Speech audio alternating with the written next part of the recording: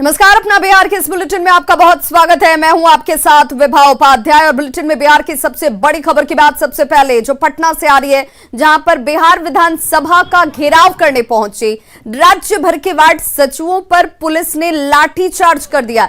देखिए तस्वीरें एक्सक्लूसिव आपके टीवी स्क्रीन पर इस वक्त, जहां पर जेपी गोलंबर पर 1 घंटे तक ये इलाका जो है वो छावनी में तब्दील नजर आया। दरअसल अस्थायी मानदेय की मांग को लेकर राज्य भर के सैकड़ों वार्ड सचिव जो हैं वो विधानसभा का घेराव करने के लिए पहुंच गए थे, लेकिन अनुमति नहीं रहने की वजह से पुलिस ने जेपी गोलंबर के पास इन सबको रोक दिया। 2 तस्वीरें आपके टीवी स्क्रीन पर, वेतन की मांग पर संग्राम किस तरीके से सड़कों पर आज राजधानी के नजर आया और हंगामे पर पुलिस कैसे एक्शन में नजर आती है। वाटर कैनन का इस्तेमाल किया गया, लाठीचार्ज किया गया, इन्हें तितर बितर किया गया। इस दौरान बैरिकेडिंग तोड़ने का वार्ड सचिवों ने प्रयास किया और तभी भारी संख्या पे मौजूद पुलिस बल जो है वो वाटर कैनन चलाने के साथ लाठी चार्ज कर देती है। इस बीच अफरा तफरी का माहौल नजर आया। पुलिस ने इन लोगों को यहां पर दौड़ाया है, सचिवों को पीटा जाता है। 20 से ज्यादा सचिव जो हैं इस दौरान घायल भी बताए जा रहे हैं, जिनमें महिला सचिवों को भी चोट आई है। और ये संग्राम की तस्वीरें राजधानी पटना की हैं, जहां पर पुलिस ने लाठीचार्ज किया है। जेपी गोलंबर के पास अफरा तफरी का माहौल इस दौरान देखने को मिला और इस हंगामे की वजह से ये पूरा इलाका छावनी में तब्दील हो गया। राज्य भर के वार्ड सचिव विधानसभा घेराव करने के लिए पहुंचे हैं, लेकिन जेपी गोलंबर के पास पुलिस ने बैरिकेडिंग कर उन्हें रोक दिया है। देखिए कि किस तरह से सैकड़ों की संख्या में जो वार्ड सचिव हैं वो राज्य भर से यहां पहुंचे हैं और लगातार हंगामा जारी है। पुलिस ने वाटर कैनन का इस्तेमाल भी किया है और बड़ी संख्या में डीएसपी हो या फिर कई थाना के एसएचओ हैं, पुलिसकर्मी हैं, वो लगातार समझाने का प्रयास कर रहे हैं। बरसों से जो वार्ड सचिव हैं वो सात निश्चय काम करते आ रहे हैं, नल जल योजना से लेकर नली गली का काम जो है, और यही वजह है कि मांगे पूरी नहीं हुई है, जिसके बाद मानसून सत्र चल रहा है और ये लोग एक उम्मीद लेकर यहाँ पहुंचे हैं और विधानसभा घेराव करने के लिए जा रहे हैं। जरा हम बात करते हैं कि आखिर क्या डिमांड है, क्या डिमांड है आपको? जी साहब, बिल्कुल, तो देख सकते हैं किस तरह से पुलिस ने अभी लाठीचार्ज करने के लिए पुलिस तैयारी कर ली है और हंगामा स्टार्ट हो गया है, लाठीचार्ज हो गई है। तो यहाँ देख सकते हैं कि पुलिस ने लाठीचार्ज कर दिया है और गांधी मैदान के पास लाठीचार्ज हो गया है और पुलिस ने वाटर कैनन का इस्तेमाल किया है। कि लाठीचार्ज में कई वार्ड सचिव घायल हो गए हैं और हम बात करते हैं कि आखिर मुद्दा क्या था, क्यों आप लोग यहाँ पहुंचे थे? जी, आज हम लोग वार्ड सचिव संघ के बैनर तले आज हम लोग अपने 3 सूत्री मांग को लेकर के यहाँ पे शांतिपूर्ण प्रदर्शन करने आए थे। चूंकि हम लोग पिछले कई वर्षों से लगातार सरकार के और सरकार के नुमाइंदों तक हम लोग अपना बात शांति ढंग से ज्ञापन के माध्यम से पहुंचाने का काम कर रहे थे, सरकार सुन नहीं रही थी। तो देखिए राज्य भर के जो वार्ड सचिव हैं वो आज इकट्ठा हुए गोलंबर पर और इस गोलंबर पर जो तस्वीरें थी वो तस्वीरें हंगामे में तब्दील होती हुई नजर आई। सहयोगी रजनीश हमारे साथ इस वक्त लाइव जुड़ गए राजधानी पटना से। रजनीश, आखिर जब सब कुछ शांतिपूर्ण तरीके से चल रहा था फिर हंगामे की नौबत क्यों आ गई? क्यों लाठीचार्ज करना पड़ गया? वाटर कैनन का इस्तेमाल क्यों किया गया?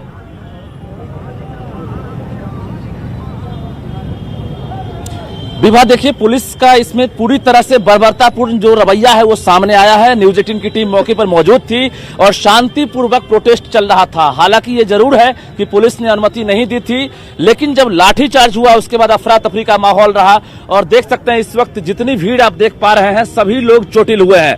हम जरा आपको तस्वीर दिखाएं कि देखिए किस तरह से कपड़ा फाड़ दिया गया और दौड़ा कर लाठीचार्ज किया गया है। जो वार्ड सचिव हैं अस्थाई मानदेय की मांग को लेकर यहाँ पहुंचे थे, जरा देखिए किस तरह से कई जिलों के जो वार्ड सचिव आए थे उन्हें पीटा गया है और महिलाएं भी शामिल है इसमें।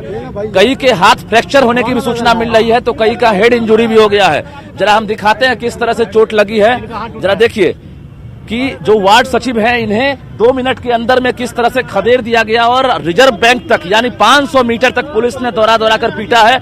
जरा दिखाते हैं किस तरह से ये लोग घायल हुए हैं। बात करते हैं क्या हुआ, आप लोग जब यहाँ पर प्रोटेस्ट करने आए लाठीचार्ज की नौबत क्यों आई?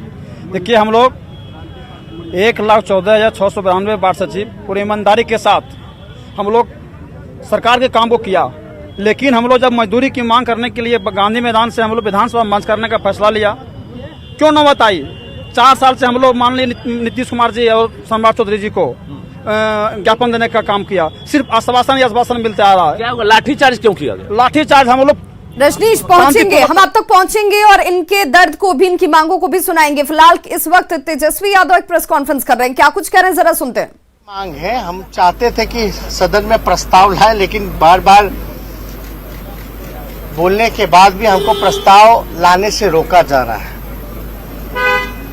इसलिए रोका जा रहा है कि कहीं ना कहीं मुख्यमंत्री के लिए दुविधा ना बन जाए, और बीजेपी क्योंकि इस सदन से पास कर चुकी है सर्वसम्मति और केंद्र सरकार में बीजेपी की सरकार है, वो मना कर दे रही है। तो हम लोग ये चाहते हैं, अभी हमने सभी विपक्ष के नेताओं से भी हमने बात की है, हम ये प्रस्ताव देना चाहते हैं कि भाई बिहार विधानसभा 2 बार जब पारित कर चुका है, तो ये हमारा अंतिम मंजिल तक हम लोग इस मुकाम को पहुंचाए, और इसमें जिन कारण से नहीं हो रहा है, केंद्र सरकार ने क्यों मना किया, नहीं मना किया, तो हमने ये प्रस्ताव दिया कि भाई एक विधानसभा की कमेटी बने, भले ही मुख्यमंत्री उसका नेतृत्व करें और प्रधानमंत्री से समय लेकर के हम लोग मिलने वहां जाएं, और ये हम लोग डिमांड जो है प्रधानमंत्री के सामने रखें।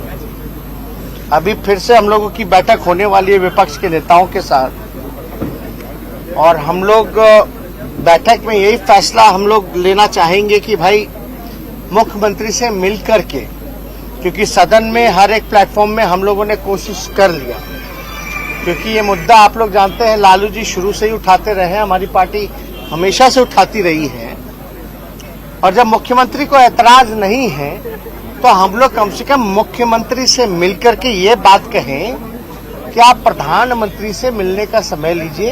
एक डेलीगेशन बिहार विधानसभा का, हम भी उसमें शामिल होंगे, सब दल के लोग शामिल होंगे, क्योंकि सर्वसम्मति से पास हुई। प्रधानमंत्री से मिलकर के ये मांग करें कि जो बाकी के जो छूटे हुए जातियां हैं उनको भी इंक्लूड कराया जाए। अगर मुख्यमंत्री के पास पहला प्रपोजल ये, दूसरा प्रपोजल हम लोग ये मुख्यमंत्री जी के पास रखना चाहते हैं कि अगर आप नहीं डेलीगेशन बनाइएगा और नहीं जाइएगा तो आप पक्षधर हैं, जैसा कि आपके बयानों से हम लोगों ने देखा, तो आप राज्य सरकार जैसे कर्नाटका सरकार ने अपने खर्चे पर गिनती कराई है, तो आप भी राज्य सरकार घोषणा कर दें कि बिहार सरकार जो है जाति जनगणना अपने खर्चे पे कराएगी। तो इसको लेकर के हमारी अहम बैठक अभी हमारे चैम्बर में होने वाली है, जिसमें कि विपक्ष के नेता हैं। फिर हम लोग तो नेता प्रतिपक्ष तेजस्वी यादव को आप सुन रहे थे, जिनका कहना था कि जातिगत जनगणना पर जब बिहार सरकार और विपक्ष एक मत रखती है तो इस पर एक डेलीगेशन बनना चाहिए जो प्रधानमंत्री से मुलाकात करती नजर आए, और अगर ऐसी स्थिति नहीं बनती है तो राज्य सरकार खुद इनिशिएट करे, अपने खर्चे पर यह जनगणना कराया जाए, इसकी मांग करते हुए नजर आए। रुक करेंगे दूसरी खबर का। तो कोरोना के दौरान हुई मौत के विरोध में आज सीपीआई-एमएल के विधायकों ने सदन के बाहर जमकर विरोध प्रदर्शन किया। उन्होंने सरकार से मांग की कि मृतक के परिजनों को 4-4 लाख रुपए मुआवजा दिया जाए। वहीं विधायकों ने स्वास्थ्य मंत्री मंगल पांडे पर हमला बोलते हुए उनसे इस्तीफे की भी मांग की। कोविड से मारे गए लोगों के परिजनों को मुआवजा देना होगा। बिहार सरकार कोविड के मामले में आंकड़े को छुपा रही है और स्वास्थ्य मंत्री लगातार झूठ बोल रहे हैं। पिछली बार भी और इस बार भी स्वास्थ्य मंत्री की नाकामी पर नीतीश कुमार चुप है। हम मांग करते हैं कि स्वास्थ्य मंत्री को बर्खास्त करें और 2 लाख से ज्यादा हुई कोविड के दौर में मौतों के परिजनों को 4-4 लाख रुपया का मुआवजा देना होगा। तो विधानसभा के बाहर विपक्ष ने सरकार के खिलाफ प्रदर्शन किया। आरजेडी विधायकों ने कोरोना से हुई मौत पर मुआवजा और फिर बालू माफियाओं के खिलाफ कार्रवाई की मांग की। आरजेडी ने सत्ता पक्ष के नेताओं पर मिली भगत का आरोप भी लगाया। बालू घोटाला चल रहा है, जदयू के नेता हैं, बड़े नेता आरसीपी टैक्स दे करके, और बालू घोटाला सरकार के नाक के नीचे चल रहा है, उस पर कोई कार्रवाई नहीं हो रहा है। उसकी संपत्ति की जांच होनी चाहिए।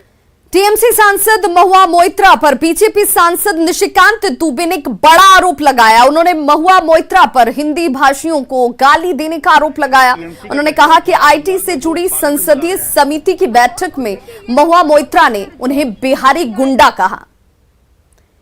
पूरे विवाद पर निशिकांत दुबे ने ट्वीट करते हुए लिखा है कि तृणमूल जो ऑफिशियल अकाउंट है उसमें बिहारी गुंडा शब्द का प्रयोग कर बिहार के साथ साथ पूरे हिंदी भाषी लोगों को गाली दी गई है। ममता ऑफिशियल पेज को ट्वीट करते हुए उनसे निशिकांत दुबे ने कहा कि जी आपके सांसद महुआ मोइत्रा की इस गाली ने उत्तर भारतीय व खासकर हिंदी भाषी लोगों के प्रति आपके पार्टी के नफरत को देश के सामने ला दिया है।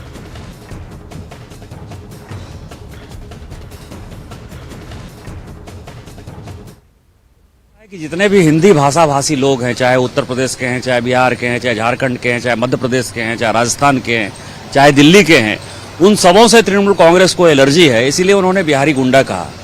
हमारी समस्या ये है, बिहार के लोगों को जो लोग गुंडा कहते हैं, हमारी समस्या ये है कि हम एक गौरव रहें, इस देश को संभालने और संवारने में, इस देश को एकत्रित करने में बिहारियों का बड़ा योगदान हो। इसके बावजूद भी हम गाली सुनते हैं, तो ये एक बड़ी हास्यास्पद बात है और उनको माफी मांगनी पड़ेगी। बिहार सरकार के मंत्री नितिन नवीन ने आज सदन में महुआ मोइत्रा के बयान पर तेजस्वी यादव से सवाल पूछा। उन्होंने कहा कि तेजस्वी खुद को ममता बनर्जी का भतीजा बताते हैं, तो अपमान के सवाल पर आखिर चुप्पी क्यों है? लोगों को अपमानित किया है, बिहार को गुंडा कहा है और उनके भतीजा यहाँ नेता विपक्ष बैठे हुए हैं, तो उनको बताना चाहिए कि टीएमसी के लोगों ने बिहार के लोगों को गुंडा कहा है, इसके शागिर्द बन के चुनाव लड़ने गए थे, तो उनका क्या बयान है? तो टीएमसी सांसद महुआ मोइत्रा के बिहारियों को लेकर दिए बयान पर एआईएमआईएम विधायक अख्तरुल ईमान ने निंदा की इसकी। उन्होंने कहा कि ममता बनर्जी ऐसे नेताओं पर कार्रवाई करेंगे। संवैधानिक पद पर बैठे हुए लोग अगर किसी जाति और किसी क्षेत्र के लोगों को गुंडा कहते हैं, तो इसके माने ये है कि वो अपने संवैधानिक पद की गरिमा से का इल्म उनको नहीं है।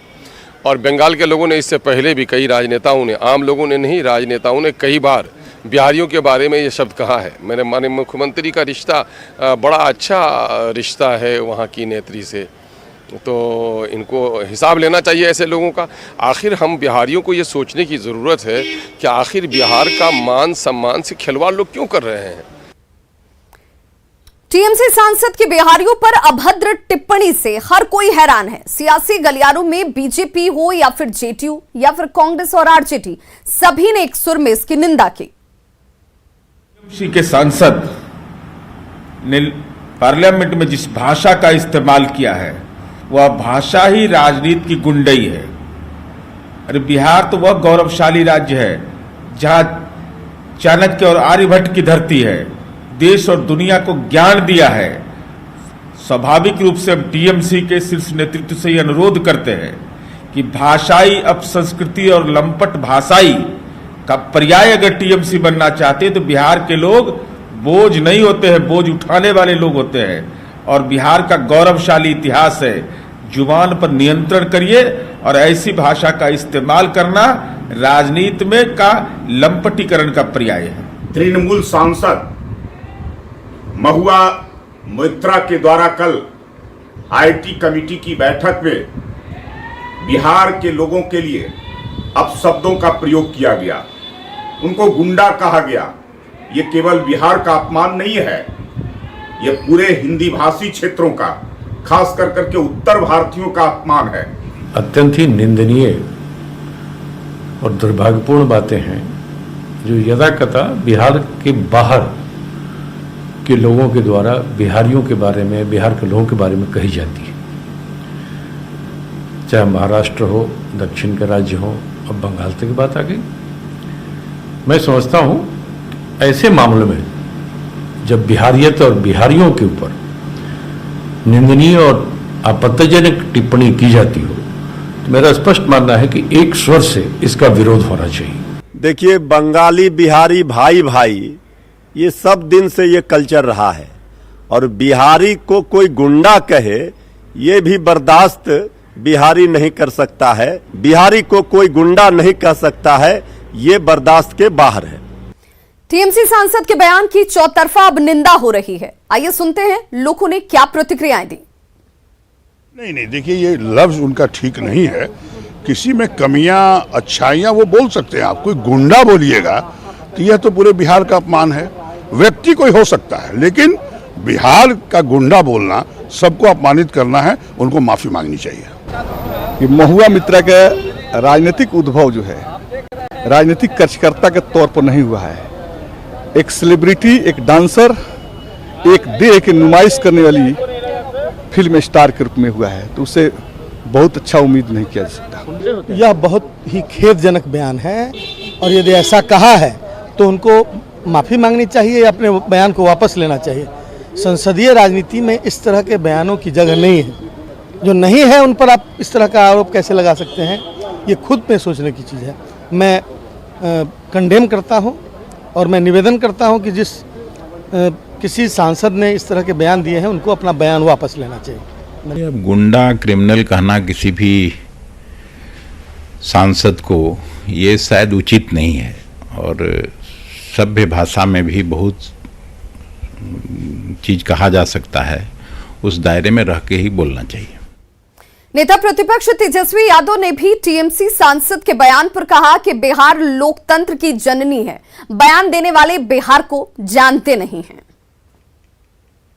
हम बहुत खुश हैं कि ये बंगाल तो ऐसा बयान नहीं देना चाहिए, और कम से कम ये दुखद है, और इससे ज्यादा तो हम कुछ कह नहीं सकते। लेकिन बिहार जो है लोकतंत्र की जननी है। बिहार महापुरुषों का महापुरुष यहाँ कर्मभूमि रही है। गांधी जी की भी कर्मभूमि रही है। गौतम बुद्ध, महावीर से लेकर के जैन से लेकर के सब लोगों ने यहाँ सब काम किया है। इसलिए हम लोग सब लोग पहला विश्वविद्यालय नालंदा जो है यही है बिहार में। तो बिहार के लोग मेहनती होते हैं। बिहार के लोग सबसे ज्यादा अगर आईएएस आईपीएस भी देखा जाए तो देश को बनाने का भी काम बिहारी करते हैं और देश को चलाने का काम भी बिहारी करते हैं। ब्रेक के बाद एक बार फिर से आप सभी का बहुत स्वागत है। खबर गोपालगंज से, जहां पर बेखौफ बदमाशों ने पेट्रोल पंप के कैश काउंटर से 57,000 रुपए लूटकर फरार हो गए। तस्वीरें सीसीटीवी कैमरे में जरूर कैद हो गई। लूट की ये पूरी घटना जो सीसीटीवी कैमरे में रिकॉर्ड हुई है, तस्वीर आप देख पा रहे हैं, जिसमें 4 शख्स आपको नजर आ रहे होंगे। 4 की संख्या में लुटेरे पहुंचे थे। 2 लुटेरों ने पेट्रोल पंप के कर्मचारी को हथियार का डर दिखाया, बंधक बनाया गया और फिर आराम से इस लूट की वारदात को अंजाम दिया जाता है। बताया जा रहा है कि अपराधियों की उम्र 20 से 22 साल के बीच है। सुबह करीब 4:45 बजे की यह घटना बताई जा रही है। पुलिस लुटेरों की तलाश में फिलहाल जुट गई है।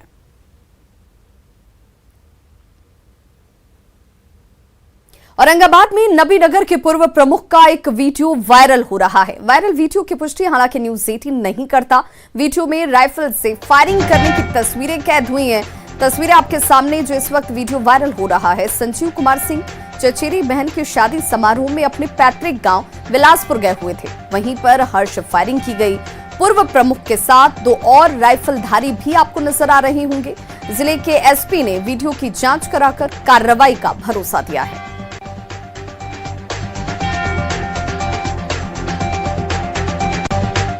और चलिए अब आपको सीवान के मैरवा और गुठनी प्रखंड के कोरोना वैक्सीन सेंटर की तस्वीर दिखाते हैं। देखिए, ये कोरोना वैक्सीन लेने के लिए पहुंची हुई भीड़ है, लेकिन जब वैक्सीन नहीं मिली तो नाराज होकर लोगों ने जमकर हंगामा कर दिया। लोगों का कहना है कि रात 2 बजे से वो लोग कतारों में खड़े थे ताकि सुबह उन्हें सबसे पहले वैक्सीन की डोज लग जाए। लोगों का आरोप ये भी कि वैक्सीन की कमी की सूचना वक्त से लोगों को नहीं दी जाती है और कतार में घंटों खड़े रहने के बाद ये कहा जाता है कि वैक्सीन नहीं है। भीड़ को देखकर आप अंदाजा लगा सकते हैं कि कितनी संख्या में लोग वैक्सीन लेने के लिए यहां पर पहुंचे हुए थे। हालांकि इस दौरान कोरोना गाइडलाइंस की जमकर धज्जियां उड़ाई गई।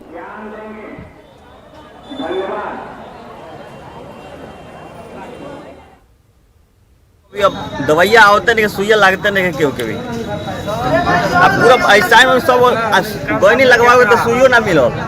वही टाइम पे प्लेट लगा के सूचना डाल देवे के चाहिए कि आज वैक्सीन लागी कि ना लागी, आदमी चल जाते समय से 2 बजे से आदमी आओ तो 3 बजे से आदमी आके रुकल रहा है।